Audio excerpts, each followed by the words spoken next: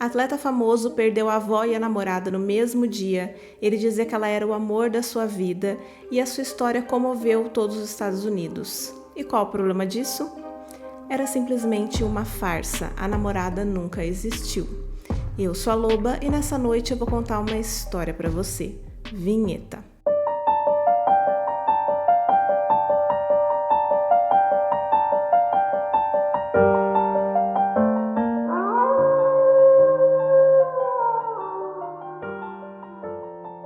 Olá, meus queridos, sejam todos muito bem-vindos. O vídeo de hoje é sobre o documentário Untold, A Namorada que Não Existiu, na Netflix.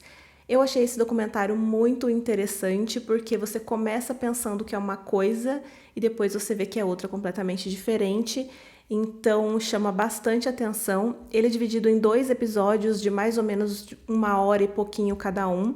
E antes de começar, eu já quero dizer que esse documentário, até o momento em que ele foi gravado, as pessoas não sabiam exatamente a verdade por trás dos fatos. Então a gente ficou sabendo ali a hora que estava assistindo. Mas vamos lá. Antes de começar também, não esquece de deixar o seu like e se inscrever no canal, se você gostar desse tipo de conteúdo, se você gostar desse vídeo. Manti Te'o, e eu vou chamar ele de Te'o durante todo o vídeo para ficar mais fácil. Era um menino muito obediente, muito carinhoso, que nasceu em Lei, uma cidadezinha no norte do Havaí. Nessa cidade, a religião predominante é a Mormon, e mais pra frente vocês vão entender por que eu tô deixando isso bem claro. E a cultura polinésia é dividida em basicamente 3 pilares: fé, família e futebol. O Te'o sempre foi alucinado por futebol americano, ele e o pai estavam sempre jogando, estavam sempre treinando, ele era bem engajado nisso, ele treinava até tarde da noite, o pai gravava ele treinando e correndo para mostrar os erros ali, colocava em slow motion para mostrar os erros que ele estava cometendo, como ele podia melhorar.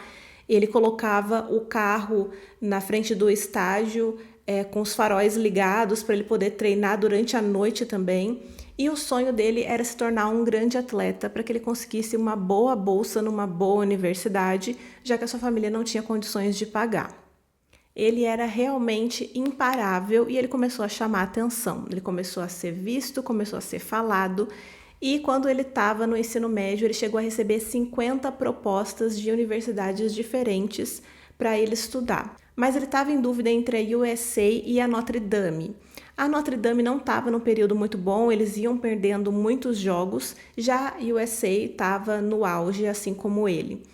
E ele, como um menino muito religioso, ele pediu um sinal de Deus para onde ele deveria ir, qual seria o caminho certo que ele deveria tomar.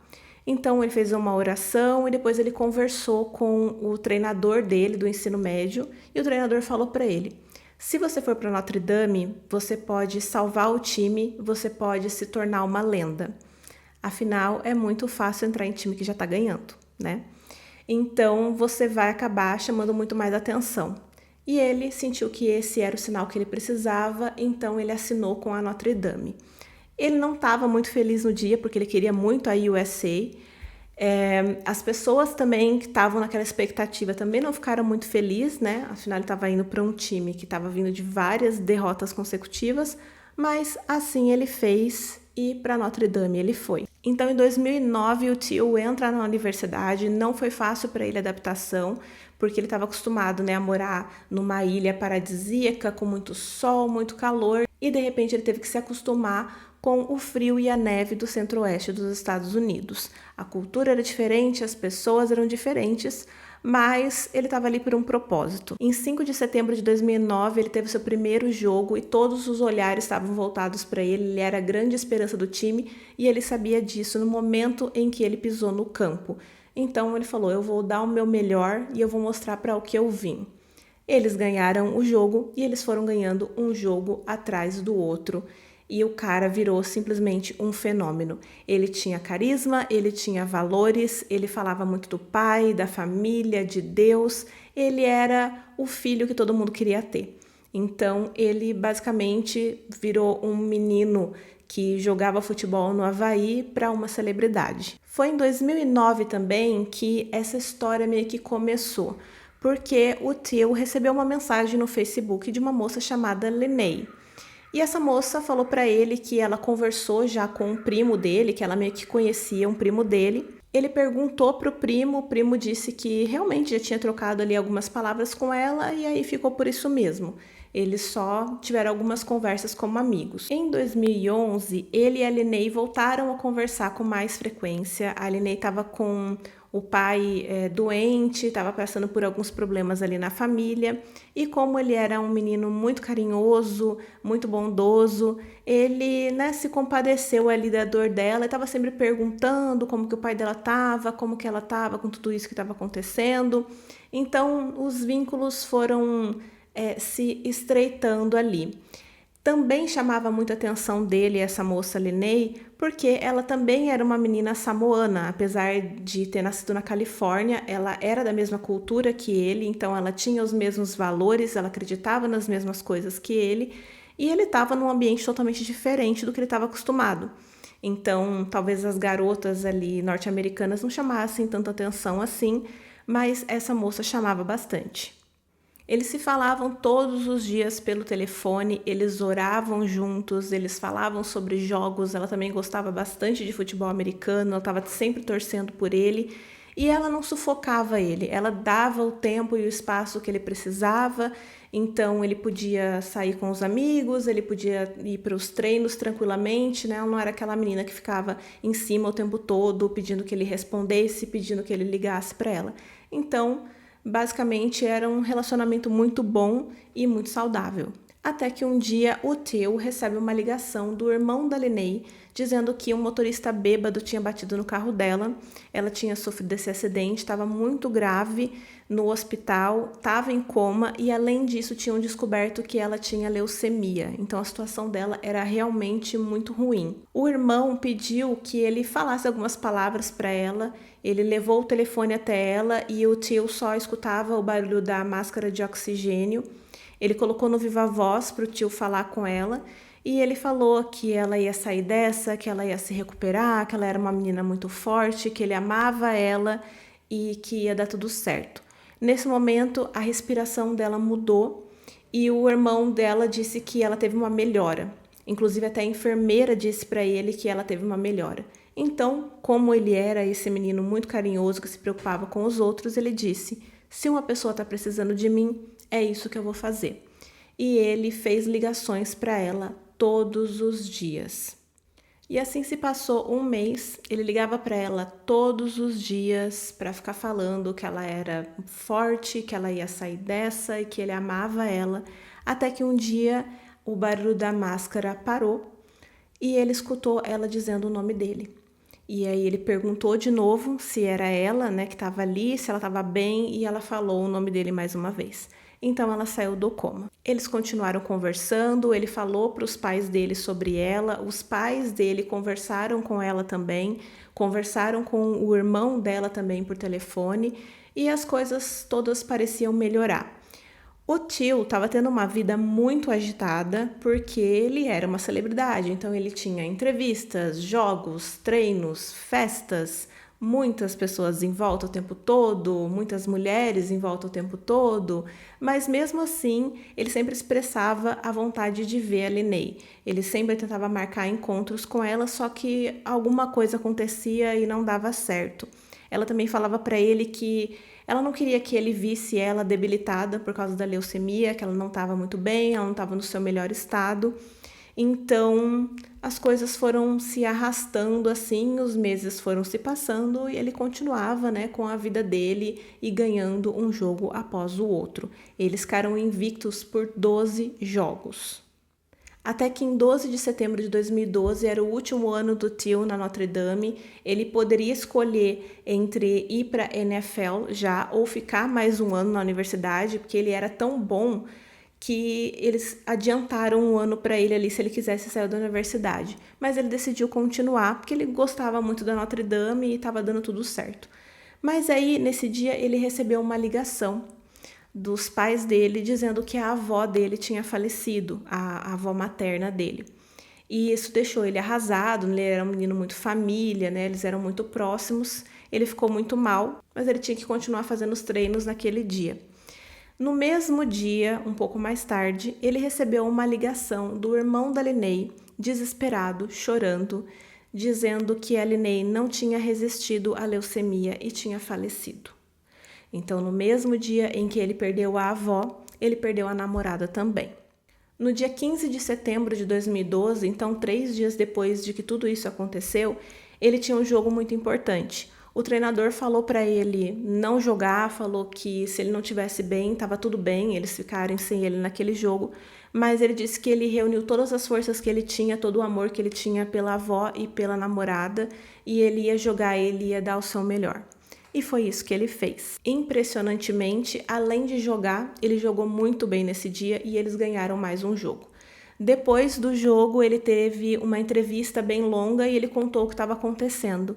E essa história explodiu na mídia. Todo mundo só falava nisso. O jogador estrela, né, o jogador brilhante da Notre Dame está passando por um momento muito difícil. Perdeu a avó, perdeu a namorada no mesmo dia. E mesmo assim, ele continua jogando, ele continua dando o seu melhor. Nesse meio tempo, o Till continuou tendo contato com a família da Linney. Ele, inclusive, se encontrou com o irmão da Linney um dia e ele levou a sobrinha. E eles ficaram conversando ali, né, sobre ela. Era uma situação toda muito esquisita. Mas a sobrinha falava da tia, a sobrinha deu um bichinho de pelúcia que disse que era o favorito da tia, disse como ela sentia saudade, era uma menininha bem pequenininha. Então, ele continuou tendo esse contato com a família. Mas em dezembro de 2012, as coisas começaram a mudar e é aí que o bicho pega nessa história. Ele estava conversando com o irmão da Linney por telefone, até que, em um momento, uma voz de uma mulher aparece e diz: Till, sou eu. Aí ele fica: oi? Como assim? Né? Fica muito confuso. E a voz de mulher fala de novo: Till, sou eu, a Linney. Ele desliga o telefone na hora, ele começa a se sentir muito mal, acha aquilo muito estranho, acha que era uma brincadeira de mau gosto do irmão da Linney e fica ali tentando entender o que estava acontecendo. E aí o telefone dele toca novamente e o número da Linney ligando, ele atende e ela começa a falar: Tio, sou eu tô viva, e aí fica toda aquela coisa muito estranha. E aí ele fala para ela assim: bom, se é você mesmo que tá falando, né, porque eu não consigo acreditar, eu quero que você me mande uma foto com um jogo de palavras específico, com a data de hoje, e eu quero que você faça esse sinal, que é o sinal que ele fazia em todas as fotos. E então ela mandou a foto para ele. Ele ficou completamente chocado, sem entender o que estava acontecendo. A namorada que ele acreditava que estava morta, de repente estava viva. Ele não falou mais com ela, ele estava tentando digerir toda essa história. Bom, era dezembro, como eu disse, de 2012. Ele foi para a casa da família no Havaí para passar o final de ano, né, para passar o Natal. E ele contou para a família tudo o que estava acontecendo. E os pais dele, né, com um pouco menos de emoção, porque a namorada era dele, pensaram mais friamente na história e falaram: não, peraí, tem alguma coisa muito estranha acontecendo. Então eles ligaram para um tio deles, que era advogado, e contaram toda a história. E aí o tio virou para ele e falou assim: olha, eu acho que você caiu num golpe de catfish. E até esse momento, o Till nunca tinha ouvido nada sobre catfish, não sabia o que era, não sabia do que se tratava. Então pensa, né, gente, tudo isso começou em 2009, as coisas eram bem diferentes, as pessoas não pensavam talvez que tinha essa maldade toda. Eu fui ouvir sobre catfishing muito tempo depois. Então a internet, né, funcionava assim. No meio disso tudo, o Till também foi indicado ao prêmio Reisman, que é um prêmio de maior prestígio para jogadores universitários, né, de futebol americano. Então, ele foi indicado, ele tinha que participar da premiação, ele acabou não ganhando. Eram acho que 3 rapazes ali que estavam concorrendo ao prêmio, mas ele tinha que estar lá, ele tinha que responder várias perguntas, perguntaram sobre a namorada e ele não sabia o que dizer. Ele, né, falou que ele sentia muita falta, que ele amava muito ela, mas como é que ele ia dizer para o mundo todo que ele tinha descoberto há 2 dias atrás que a namorada dele podia estar viva? Era uma coisa muito estranha, nem ele sabia o que estava acontecendo, né? Ele compartilhou com a faculdade, né, tudo que ele sabia, só que faltavam 12 dias para o campeonato nacional. Então a faculdade decidiu não falar nada, decidiu não fazer nada naquele momento, porque eles tinham que pensar, entender o que estava acontecendo, para depois passar para a mídia com mais cautela. Então foi isso que eles fizeram. O jogo aconteceu, eles perderam, porque imagina, né, como que estava a cabeça do menino. Ele meio que salvou, né, o time, eles vinham perdendo há muito tempo, e aí parecia que as pessoas depositavam tudo em cima dele, né, tudo em cima desse único jogador. E aí eles perderam, mas é aquela coisa, né, nada está tão ruim que não possa piorar. Outra coisa aconteceu. Um repórter estagiário recebeu um e-mail com o título "A namorada de Manti Te'o é inexistente". Nesse e-mail, uma pessoa que se identificava como Chris disse que o Te'o, além dele ser um ótimo jogador e um filho amado no Havaí, ele era uma fraude e a namorada dele não existia e isso deveria ser investigado. Bom, o investigador então entrou em contato com o Tim Burke. E o Tim Burke, ele é simplesmente um dos maiores investigadores que existem. Ele trabalhava para o Anonymous. Então ele começou a pesquisar e ele tinha ferramentas únicas, que só ele tinha ali de pesquisas nas maiores profundezas da internet. E ele descobriu uma coisa que ninguém tinha notado. E era uma coisa meio que simples.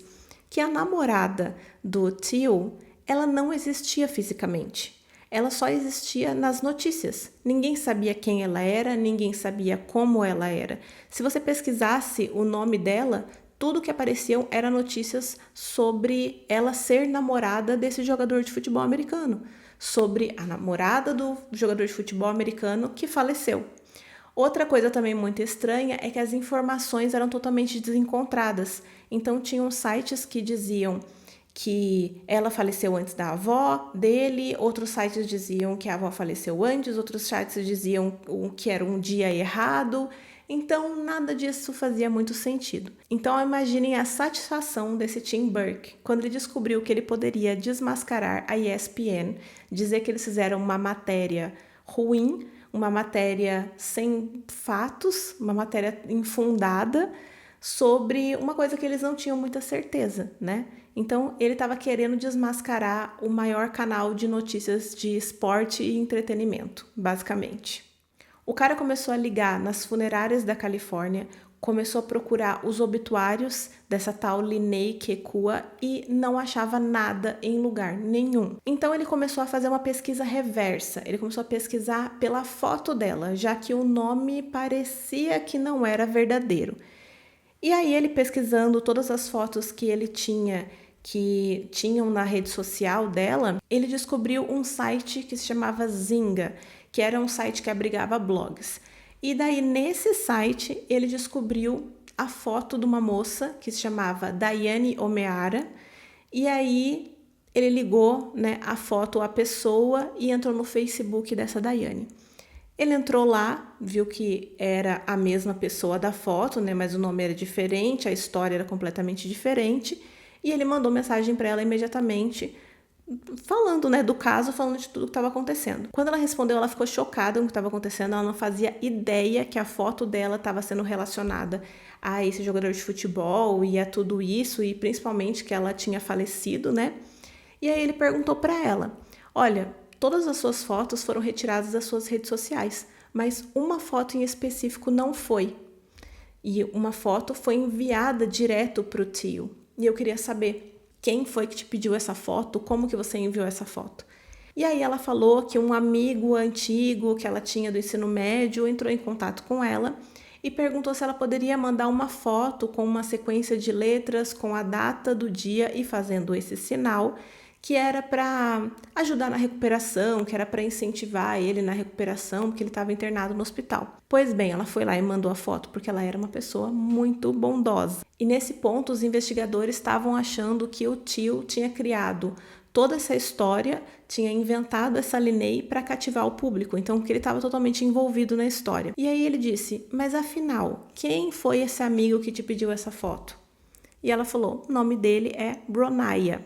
Bom, dia 7 de janeiro, o Notre Dame perdeu o jogo, que eu falei para vocês, né? Porque a cabeça do menino estava toda virada e não sabia o que estava acontecendo.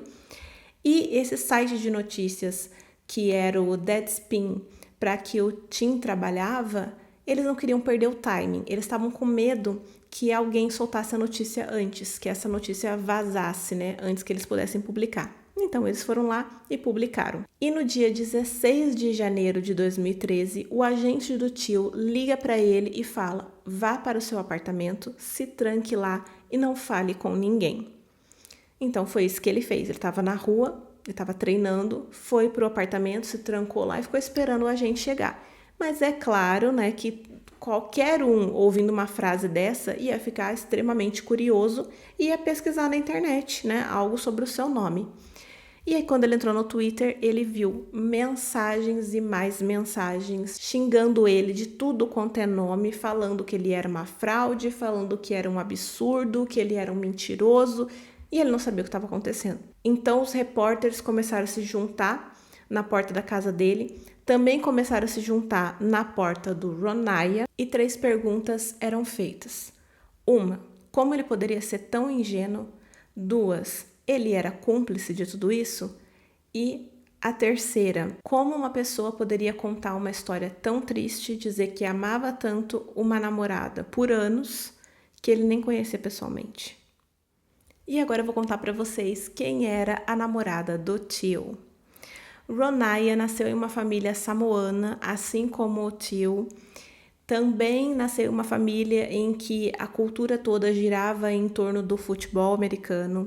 O pai dele jogou na USA, os irmãos jogaram, os primos jogaram e ele jogava também por obediência ao pai, para fazer o pai feliz. Mas ele detestava futebol. Ele era totalmente descontente com a sua imagem, então um dia ele entrou no Facebook e criou essa persona chamada Linnea, com as fotos da sua amiga do colegial, que era a Diane, e criou toda essa família, toda essa comunidade, inventou os pais, os avós, os primos, o irmão, que na verdade era ele mesmo, né, com a foto dele, mas foi fazendo isso para tornar a sua história cada vez mais real e mais convincente. E como ele já tinha conversado com o tio algumas vezes pelo Twitter, só que fingindo que era o irmão da Linnea, as pessoas começaram a realmente conectar os dois como se eles tivessem criado toda essa história juntos. Então, como se o tio tivesse participado de tudo isso.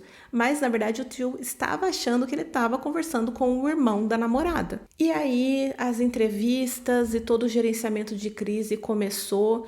O Ronaiah começou a dar muitas entrevistas, o tio começou a dar muitas entrevistas. E aí a mídia pode ser muito cruel, né? E ela não estava nem aí para a verdade dos fatos, para o que tinha acontecido, nada. Eles só pensavam em uma coisa, que o tio tinha inventado essa namorada fictícia para esconder a sua sexualidade, que na verdade ele seria gay, então ele inventou essa Linnea para disfarçar isso. Ele mostrou as mensagens de voz que a Linnea mandava para ele, inclusive os pais dele estavam juntos nessa entrevista. E foi uma coisa toda muito desconcertante, porque realmente parecia a voz de uma mulher. Eu não conseguiria imaginar que um homem estava fazendo aquela voz.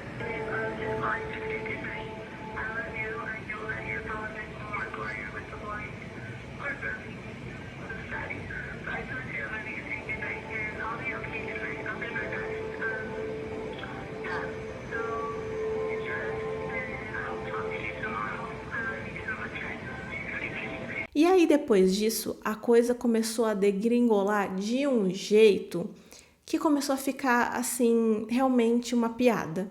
Por quê? As pessoas começaram a fazer meme com isso, tirando fotos, assim, abraçados com o nada, dizendo que era a namorada. Começaram a fazer piada dele em tudo quanto é programa, em programa jornalístico mesmo, em programas de comédia. E aí o Ronaiah foi chamado para um programa, se eu não me engano era Dr. Phil, alguma coisa assim, e o apresentador disse que a voz dele, esses áudios, foram analisados por agentes do FBI e eles disseram que era praticamente impossível ele fazer aquela voz, ele simular aquela voz de mulher. Então eles colocaram ele num quartinho escuro com um sofá e uma divisória assim tampando ele, né, e continuaram gravando. para que ele repetisse um dos áudios que ele mandou. Olha, foi uma coisa muito, assim, degradante e vergonhosa para ele, para a família dele, para o tio também, para a família dele também. E aí ele fez. E eu não conseguiria imaginar, ninguém conseguiria imaginar que um homem daquele tamanho conseguia fazer aquela voz. E o pior de tudo ainda é que ele conseguia fazer essa voz durante a ligação. Ele conseguia mudar uma voz de uma voz para outra. Então ele fingia na mesma ligação que era o irmão dele falando e que era a Linney falando. Ele fez isso até com os pais do tio. Ele colocou na chamada a Linney e o irmão. Então, era realmente uma capacidade impressionante que ele tinha e ele conseguiu convencer todo mundo que eram pessoas diferentes e que era uma moça, era uma menina que estava falando ali. Bom, o tio continuava sendo totalmente ridicularizado. A questão era agora que ele era um homem gay, mormon e estudando numa universidade católica. Ele saiu em capas de revistas como um dos atletas mais odiados do mundo, tipo, como uma farsa, como um mentiroso. Gente, assim, o negócio tomou proporções que nem dá para acreditar. Que as pessoas realmente não queriam saber da história dele. Só dane-se, entendeu? Que você é uma vítima aqui e é isso aí que vai acontecer a partir de agora. Ele também não foi selecionado para a primeira rodada de recrutamento da NFL, que é a liga profissional esportiva, né, de futebol americano. E isso é muito importante, porque quando você é selecionado na primeira rodada, você ganha muito mais, você é um atleta de muito mais prestígio. E era o que todo mundo esperava em dezembro, né, quando ele estava no auge. Então, ele não foi selecionado para a primeira rodada. Isso significava que os times não queriam lidar muito com esse drama e que também ele ia perder milhares de dólares. O Deadspin, que foi aquele site que publicou a matéria, se defendeu, dizendo que eles não tinham intenção de ridicularizar o tio ou de expor a sexualidade dele, que eles só queriam mostrar como os sites de notícia não verificavam os fatos antes de publicar uma matéria e que jamais eles iriam expor o tio dessa maneira. Eu não acredito nisso, vocês acreditam? Bom, então vamos às considerações finais. Isso não é sobre expor os outros sites de notícia, né? Tipo, olha como vocês fazem um trabalho mal feito, olha como vocês não investigam direito e já vão soltando uma notícia. Isso é sobre furo de reportagem, isso é sobre visibilidade, é sobre dinheiro, né? É sobre quem de fato chega primeiro com a notícia. Outra coisa, o Ronaiah ou a Linney é uma pessoa extremamente egoísta, porque ele sabia o tempo todo o que ele estava fazendo. Ele falou que gostava da sensação de conseguir fazer com que a Linney fosse cada vez mais real. Tanto que ele depois foi lá e se passou pelo irmão da Linney, levou uma criança junto, fez a criança mentir também que essa tia Linney existia e não existia. Então, ele foi construindo toda essa história e ele deixou com que a história acontecesse cada vez mais e cada vez pior. Ele sabia o que ele estava fazendo. Depois, a verdade mesmo ali exposta no documentário, que ninguém sabia ainda, é que o Ronaiah era uma mulher trans, né? Ele fez a transição e até o momento das entrevistas, né, de tudo aquilo que estava acontecendo, ele se apresentava como Ronaiah e ele disse que ele não conseguia sair dessa história, ele não queria deixar essa história morrer. Então, assim, eu entendo que toda essa questão da transição deve ter um custo muito grande física e psicologicamente para uma pessoa, mas isso não pode custar a vida, a carreira e o psicológico de outra pessoa, né? E foi isso que ele acabou fazendo com o tio.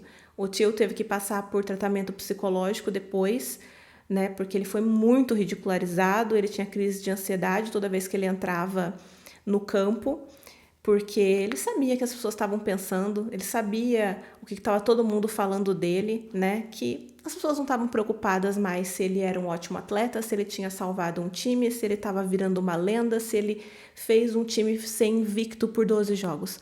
As pessoas estavam preocupadas basicamente se ele era gay ou não. Só isso. Então, uma coisinha destruiu toda a carreira dele, tudo que ele tinha construído e tudo pelo que a família dele lutou também, né, para ele ser esse jogador de futebol. Uma coisa muito triste que eu vejo em quase todos os casos de catfishing é que as pessoas que caem nisso, né, as pessoas que passam por isso, elas são pessoas muito boas. Elas realmente estão envolvidas com quem está ali do outro lado da tela, elas realmente, né, querem fazer esse relacionamento funcionar, elas acreditam naquela pessoa.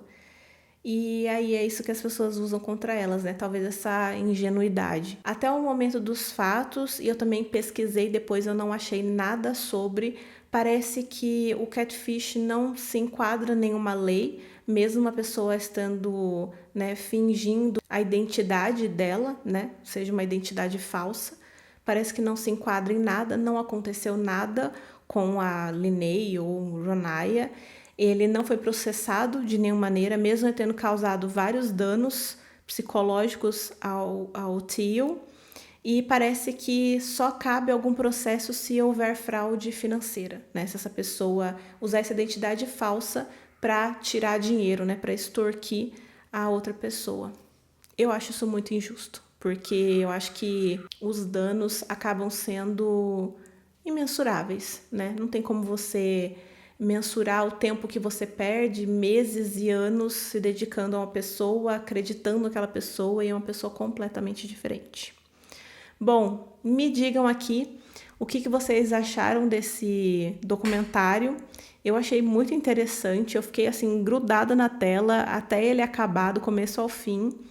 E espero que vocês tenham gostado. Não se esqueçam de deixar um like, um comentário para ajudar a Loba, também se inscrever no canal. E é isso. Um beijo e até o próximo. Tchau!